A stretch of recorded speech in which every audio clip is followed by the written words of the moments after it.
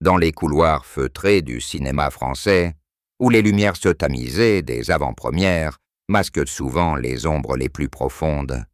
Une nouvelle vient de tomber comme un rideau de théâtre qui s'abat brutalement sur la scène. Une voix tremblante, celle de Pauline Desmonts, la femme qui partageait la vie de Nicolas Bedos depuis plus de 10 ans, a brisé le silence. Ce n'est pas une simple annonce de séparation, ni même un de ces communiqués laconiques que l'on voit défiler sur les réseaux sociaux People. Non, c'est quelque chose de bien plus lourd, de bien plus définitif, quelque chose qui fait vaciller l'image même de l'homme qu'on croyait invincible, l'enfant terrible du 7e art, le dandy provocateur, aux répliques ciselées comme des lames de rasoir. Pauline Desmonts, les yeux rougis mais la voix étrangement calme, a prononcé les mots que personne n'osait imaginer. Des mots qui ont traversé Paris comme une onde de choc, de Saint-Germain-des-Prés aux rédactions des magazines People, des plateaux de télévision, aux groupes WhatsApp des milieux cinématographiques. Et maintenant, la question brûle toutes les lèvres, de Deauville à Cannes, des bistrots du Marais au salon huppé de Neuilly. Quelle est cette nouvelle bouleversante que Pauline Desmonts a finalement confirmée au sujet de Nicolas Bedos? Le titre, lui, a été pensé pour frapper là où ça fait mal. La vie et la fin tragique de Nicolas Bedos. Sa femme Pauline Desmonts confirme la terrible nouvelle. 11 mots, 11 coups de poignard soigneusement alignés. On ne parle pas ici d'un simple décès, non. Le mot « fin tragique » porte en lui toute la charge émotionnelle d'un mélodrame bien ficelé, le genre de formule que les rédactions de presse à sensation affectionnent particulièrement quand il s'agit de faire bondir les ventes en kiosque ou exploser les clics sur les sites d'information People. Ce n'est pas un hasard si l'on a choisi « fin tragique » plutôt que « décès » ou « disparition ». Le mot « tragique » évoque immédiatement la chute d'un héros antique, un destin brisé, une grandeur qui s'effondre. Et Nicolas Bedos, avec son charisme magnétique, ses excès assumés, son talent insolent, correspondait parfaitement à cette figure du génie maudit. Le public adore ça, voir ceux qui brillent. Ou le plus fort, s'éteindre dans la nuit. C'est le même mécanisme qui a fait vendre des millions d'exemplaires quand on annonçait la mort de Belmondo, de Depardieu dans ses heures sombres, ou même de ces stars hollywoodiennes tombées dans l'oubli et la drogue. L'ajout du prénom et du nom de la femme, Pauline Desmonts, n'est pas anodin non plus. On aurait pu écrire « sa compagne » ou « son entourage ». Non. En mettant son nom complet, on humanise la douleur, on la rend palpable. On imagine cette femme élégante, discrète, toujours un peu en retrait lors des tapis rouges, qui doit maintenant porter seule le poids d'une vérité insoutenable. Et puis il y a ce verbe « confirme ». Confirmer, c'est admettre que la rumeur existait déjà, qu'elle courait dans les couloirs depuis des semaines, des mois peut-être. Confirmer, c'est aussi dire qu'on a essayé de la taire, de la protéger, jusqu'à ce que plus rien ne soit possible. Le titre devient ainsi une machine à émotion. Il promet du drame, de la révélation, du secret enfin levé. Et surtout, il fait de vous, lecteur, le témoin privilégié d'un moment d'intimité volé. Depuis plusieurs mois déjà, les signes étaient là. D'abord discrets, presque imperceptibles pour le grand public. Nicolas Bedos annulait des interviews au dernier moment. Il disparaissait des réseaux sociaux pendant des semaines entières, lui qui avait pourtant l'habitude de poster des coups de gueule enflammés à 3 heures du matin. Les amis proches, ceux qui avaient encore le plaisir de dîner avec lui dans les restaurants confidentiels du 6e arrondissement. Remarquez que l'homme n'était plus tout à fait le même. Le rire tonitruant avait laissé place à des silences prolongés. Les yeux, autrefois pétillants de malice, semblaient éteints, comme voilés d'une fatigue que même le meilleur maquillage ne parvenait plus à dissimuler. On parlait d'abord de burn-out. C'était l'explication la plus commode. Après tout, l'homme venait d'enchaîner 3 films en 5 ans, une pièce de théâtre à succès, des chroniques radiophoniques assassines, et cette pression constante d'être le fils de son père, Guy Bedos, cette légende vivante dont il avait hérité à la fois le talent et le poids écrasant de la comparaison. Burn-out, disaient sur les uns. Dépression sévère, murmuraient sur les autres. Et puis il y avait ces absences prolongées, ces séjours dans des cliniques suisses dont on ne connaissait ni le nom ni la durée exacte. On disait qu'il y allait pour se reposer. On disait beaucoup de choses. Mais le vrai secret, celui que personne n'osait formuler à voix haute, même dans les soirées les plus arrosées, c'était autre chose. Une maladie, pas n'importe laquelle, une de celles qui vous rongent de l'intérieur, lentement, sournoisement, et qui transforme l'homme le plus brillant en paix et en ombre de lui-même. Les premiers à l'avoir su étaient évidemment les plus proches. Sa femme, bien sûr, mais aussi sa sœur Victoria, son producteur historique, et 2 ou 3 amis d'enfance qui avaient juré le silence. Ils avaient tous fait bloc autour de lui, formant une sorte de muraille humaine contre les curieux, les journalistes, les vautours. Pauline Desmonts en particulier s'était transformée en gardienne du temple. Elle gérait tout. Les appels, les rendez-vous médicaux, les communiqués laconiques envoyés aux rédactions quand les rumeurs devenaient trop pressantes. Elle mentait avec une dignité impressionnante, répétant inlassablement que Nicolas prenait simplement du recul, qu'il travaillait sur un nouveau projet très personnel. Et pendant ce temps, dans leur appartement haussmannien du boulevard Malesherbes, elle le regardait s'éteindre à petit feu, jour après jour, sans pouvoir rien faire d'autre que d'être là. La maladie, on l'apprendra plus tard, avait été diagnostiquée 2 ans plus tôt. Un cancer fulgurant, particulièrement agressif, qui ne laissait que peu d'espoir. Les médecins avaient été clairs dès le début. Même avec les meilleurs traitements, même avec tout l'argent et toute la détermination du monde, les chances de survie à 5 ans étaient infimes. Nicolas Bedos avait réagi comme il avait toujours réagi face à l'adversité, avec une colère froide, une ironie mordante et une volonté farouche de ne rien laisser paraître. « Si je dois crever », avait-il lancé à son oncologue, « autant que ce soit en faisant encore rire les gens. » Il avait donc continué. Il avait tourné son dernier film dans des conditions héroïques, arrivant sur le plateau soutenu par Pauline, les traits tirés, mais toujours capable de lancer la réplique qui faisait hurler de rire toute l'équipe. Il avait écrit « La nuit », quand la douleur le laissait tranquille quelques heures. Il avait même accepté de remonter sur scène pour une série de lectures exceptionnelles, debout sous les projecteurs, défiant la mort à chaque phrase. Le public, lui, ne voyait rien, ou plutôt, il voyait ce qu'il voulait voir, le grand Nicolas Bedos, plus provocateur que jamais, plus libre, plus vivant. Et puis il y avait eu cet accident.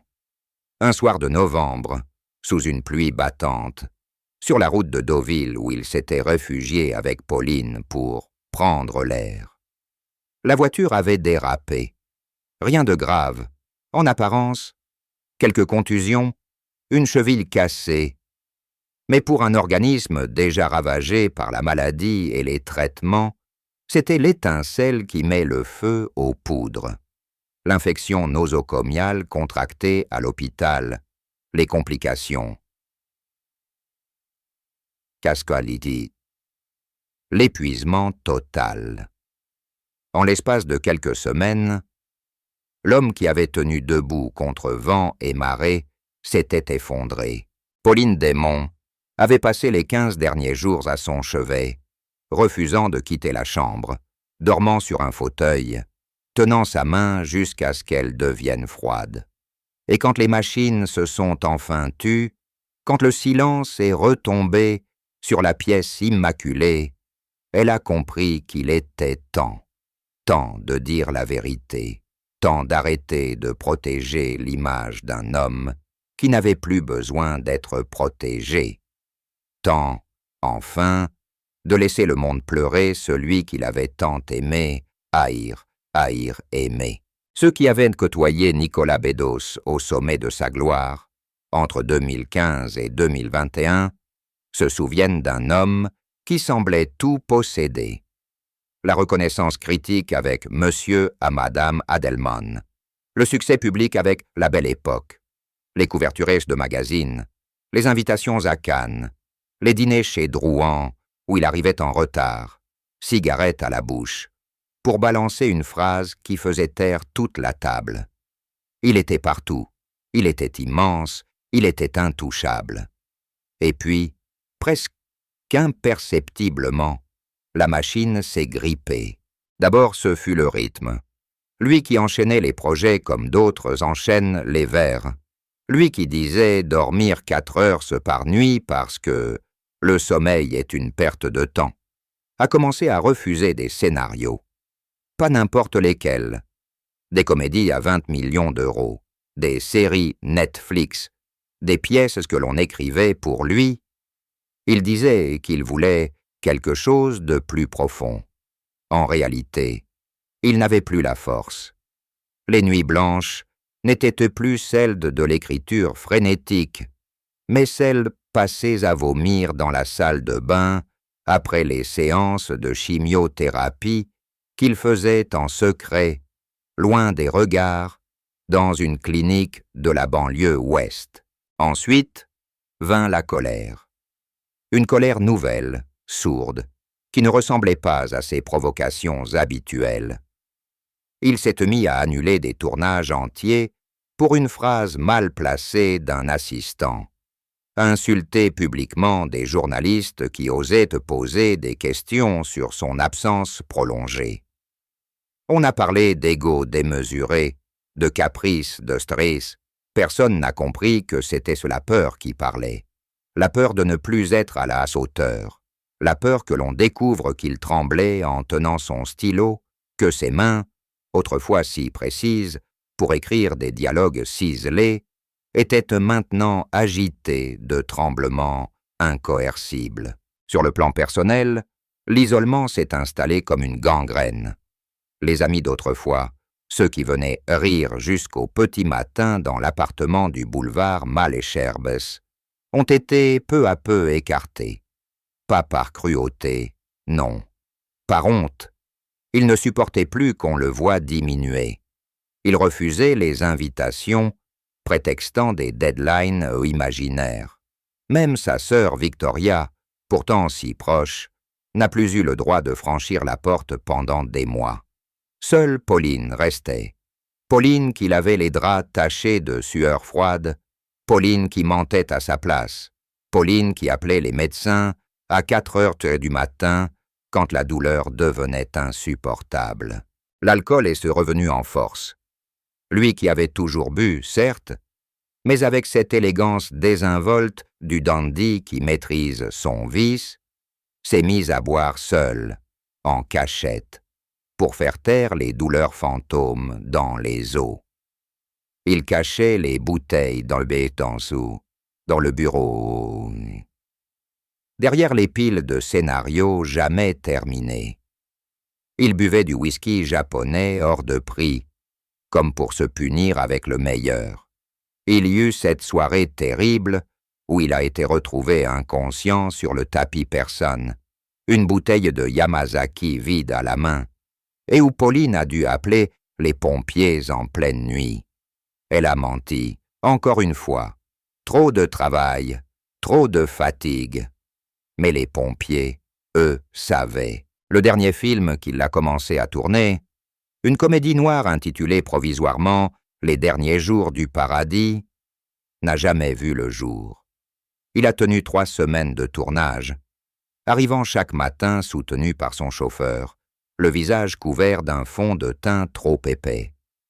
Les rushs c'était magnifiques, disent ceux qui les ont vus. Il n'avait rien perdu de son génie, mais son corps, lui, lâchait. Il s'effondrait dans sa loge entre 2 prises, pleurant comme un enfant, suppliant qu'on arrête tout. Le producteur a fini par stopper net le projet, officiellement pour raisons artistiques. En réalité, c'était que pour sauver ce qui restait de l'homme. Pauline Desmonts n'a jamais voulu être sous les projecteurs. Quand elle a rencontré Nicolas en 2012, lors d'une générale au théâtre du Rond-Point, elle était une jeune avocate d'affaires discrète, passionnée de théâtre, qui venait se voir les pièces seule, au fond de l'orchestre. Lui l'avait remarqué parce qu'elle ne riait pas à tous les gags, mais seulement aux plus cruels. Il l'avait attendue à la sortie des artistes, trempée sous la pluie, pour lui dire simplement « Vous avez le rire le plus honnête que j'ai entendu depuis longtemps ». Ils ne se sont plus quittés. Pendant 10 ans, elle a été la femme de l'ombre parfaite, celle que l'on apercevait parfois au bras de Nicolas lors des Césars, toujours élégante, mais jamais ostentatoire, celle qui répondait aux journalistes quand il était trop ivre ou trop en colère pour parler, celle qui gérait les crises, les excès, les nuits blanches. On la disait froide, calculatrice. En réalité, elle était simplement solide. Solide comme un roc pour un homme qui s'effritait de l'intérieur. Quand la maladie a été diagnostiquée, c'est elle qui a tout pris en charge. Elle a quitté son cabinet d'avocat du jour au lendemain, sans explication. Elle a lu tous les protocoles médicaux, tous les essais cliniques. Elle a contacté les meilleurs spécialistes à Londres, à Boston, à Tel Aviv. Elle a appris à faire les piqûres elle-même quand les infirmières ne venaient plus assez vite. Elle dormait 3 heures par nuit, parfois moins, et pourtant elle trouvait encore la force de sourire quand Nicolas, dans un éclair de lucidité, lui disait « Tu es la seule chose belle qu'il me reste ». Elle a tenu un journal, des centaines de pages manuscrites, écrites la nuit, à la lumière d'une lampe de chevet, pendant qu'il dormait enfin grâce au morphinique. Elle y racontait tout, les moments de grâce où il retrouvait soudain sa verve, et dictait des dialogues entiers, les crises où il hurlait qu'il préférait mourir plutôt que de continuer à être un légume, les matins où il pleurait dans ses bras en répétant « Je ne veux pas te laisser seul ». Ce journal, elle l'a lu à voix haute le soir de sa mort, seule dans la chambre d'hôpital comme une dernière conversation. C'est elle aussi qui a choisi le moment de parler. Pas tout de suite après la mort. Non, elle a attendu 3 semaines. 3 semaines où elle a vécu recluse, refusant les appels, les condoléances, les demandes d'interview. Elle a trié les affaires, brûlé certaines lettres, conservé les carnets de notes. Et puis, un matin, elle a appelé une seule journaliste, une femme qu'elle savait discrète, et elle a tout raconté. Pas pour l'argent, pas pour la gloire, pour que la vérité soit enfin dite, pour que Nicolas ne soit pas réduit à ses provocations, à ses scandales, à ses silences suspects, pour qu'on se souvienne qu'il avait souffert, qu'il avait lutté, qu'il avait aimé. Il faut bien le dire, Nicolas Bedos n'a jamais été un saint.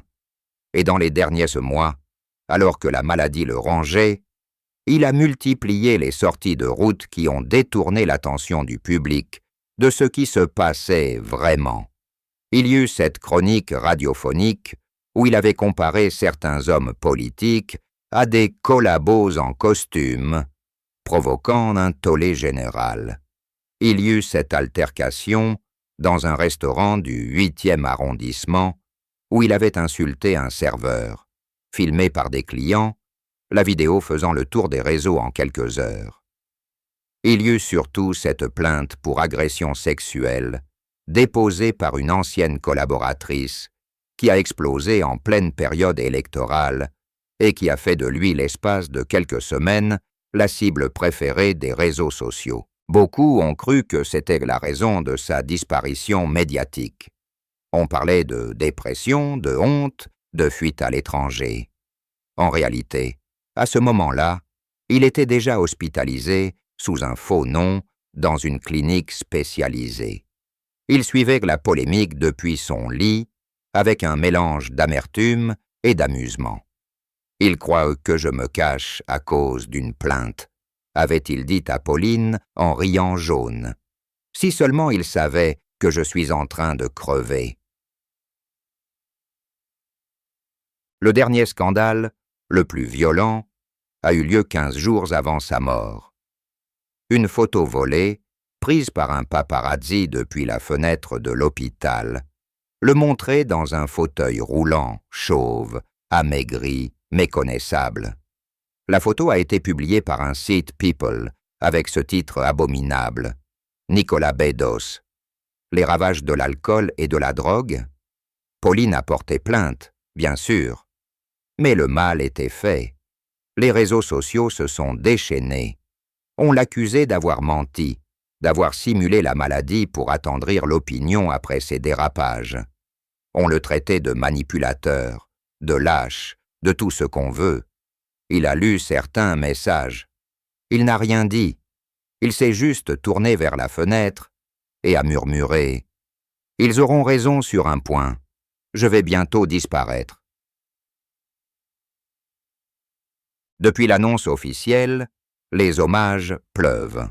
Les mêmes qui le traitaient de provocateur infréquentable, il y a encore un mois publient maintenant des photos en noir et blanc, avec des légendes déchirantes. Les plateaux de télévision se succèdent, on ressort les extraits de La Belle Époque, on rediffuse ses chroniques les plus géniales, on parle de lui comme d'un Rimbaud du cinéma, d'un génie incompris, d'un dernier dandy français. Sa sœur Victoria a pris la parole une seule fois, dans une lettre ouverte magnifique, publiée dans Libération. Mon frère n'était pas un monstre. Il était un homme malade qui a essayé de rester debout jusqu'à la dernière seconde. Pardonnez-lui ses colères. Il n'avait plus la force de faire semblant. C'est tout aussi. Les obsèques ont eu lieu dans la plus stricte intimité, au cimetière du Père-Lachaise, non loin de la tombe de son père. Une trentaine de personnes seulement. Pauline, toute de noir vêtue, tenait dans ses mains le carnet où Nicolas avait écrit, quelques jours avant de mourir. « Si je dois partir, que ce soit en ayant fait rire une dernière fois. Et si on doit me pleurer, que ce soit pour de vrai. » Aujourd'hui, dans Paris, on croise encore des gens qui pleurent en parlant de lui. Des gens qui ne l'avaient jamais rencontré, mais qui se sentent un orphelin. Parce qu'avec Nicolas Bedos, c'est une certaine idée de la liberté, de l'insolence élégante, de l'intelligence mordante qui s'en va. Et parce que, finalement, on préfère se souvenir de l'homme qui faisait scandale plutôt que de celui qui souffrait en silence. Pauline, elle, est rentrée dans l'appartement du boulevard Malesherbès. Elle a laissé les livres en désordre, les disques vinyles empilés, la machine à écrire sur le bureau. Elle dit qu'elle ne touchera à rien pendant 1 an, peut-être plus. Elle dit qu'elle veut garder l'odeur de ses cigarettes, le bruit de ses pas dans le couloir, l'écho de sa voix qui lançait « Ma chérie, je suis rentré », même quand il rentrait à 7 heures du matin, et quelque part, dans une salle de montage abandonnée, dorment les rushs du dernier film inachevé. des plans magnifiques, où Nicolas Bedos, déjà très malade, jouait un homme qui refusait de mourir avant d'avoir dit « je t'aime » une dernière fois. La vie, parfois, écrit les plus belles fins, même quand elles sont insupportablement tristes.